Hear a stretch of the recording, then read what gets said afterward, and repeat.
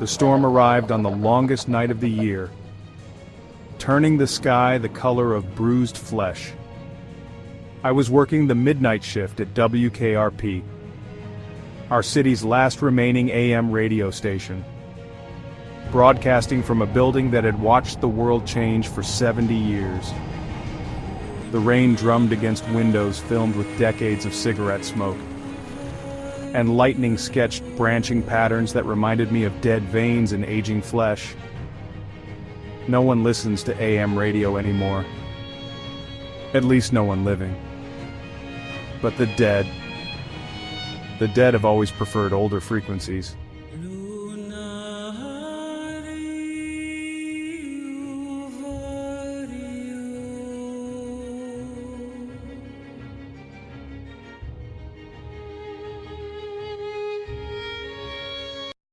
The trouble began at 3:33 a.m., when the emergency broadcast system activated itself.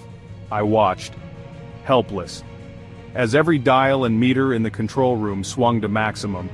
The sound that emerged from our ancient speakers wasn't the familiar test tone, but something deeper, something that made the windows vibrate in their frames, and the fillings in my teeth resonate with sympathetic vibrations.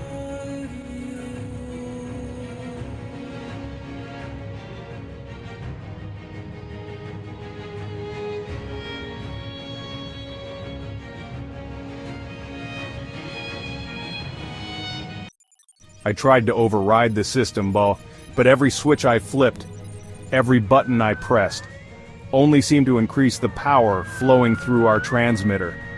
The needle on the output meter pushed past its red line, past any reading I'd seen in 15 years of late-night broadcasts.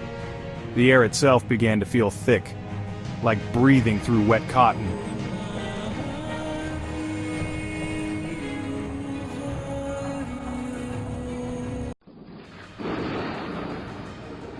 Lightning flashed again, and in that moment of brilliant illumination, I saw something moving in the rain, not falling with it, but moving through it, using the droplets like pixels in a liquid display. Faces pressed against our fourth-floor windows. Faces I recognized from obituaries I'd read on air over the years. Their eyes were dark holes. That seemed to swallow the lightning's glare.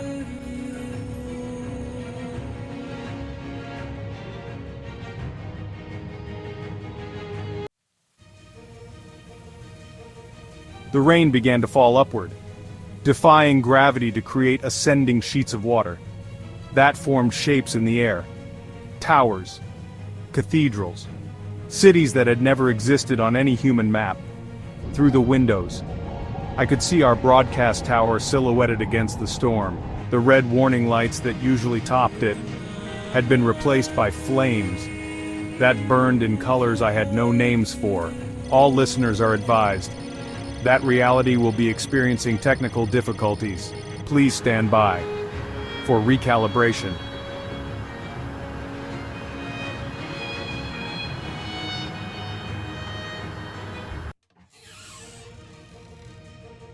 The dead pressed closer to the windows, their faces distorting the glass like heat mirages. I recognized my father among them, though he had passed 20 years ago. He mouthed words I couldn't hear, but I could read his lips. Turn it off. Please, son, turn it off before they come through.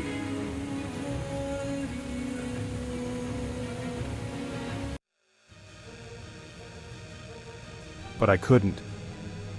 Every control in the booth had melted into a substance that looked like mercury, but moved with purpose. Flowing up my arms when I tried to touch it, the metal formed patterns on my skin circuit boards made of liquid silver that burned with cold fire. Transition beginning. The frequencies are aligning. The tower calls. The tower hungers. The tower remembers.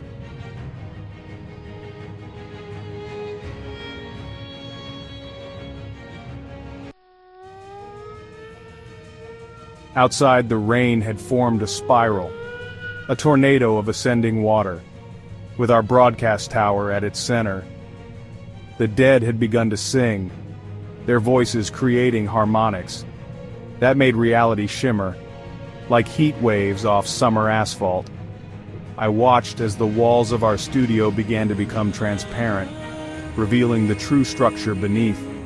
A skeletal framework of antenna arrays and transmission cables that pulsed with otherworldly energy.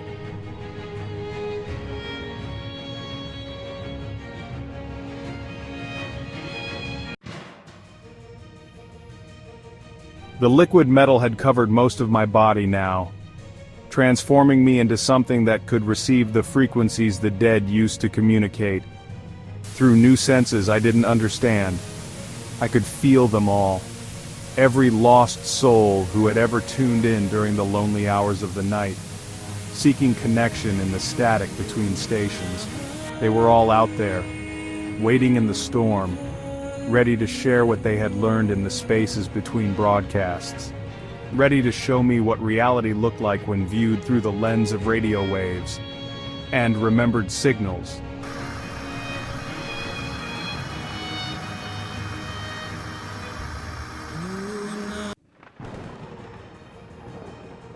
The tower calls, the tower hungers, the tower remembers, and if you're listening to this now, it remembers you too.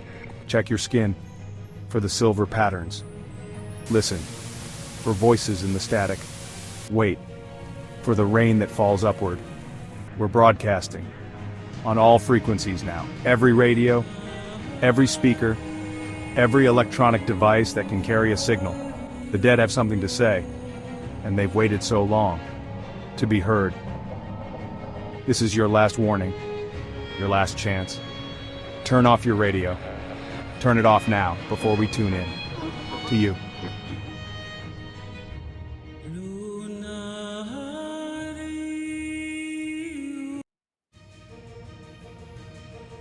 Whispered. But it's already too late, isn't it?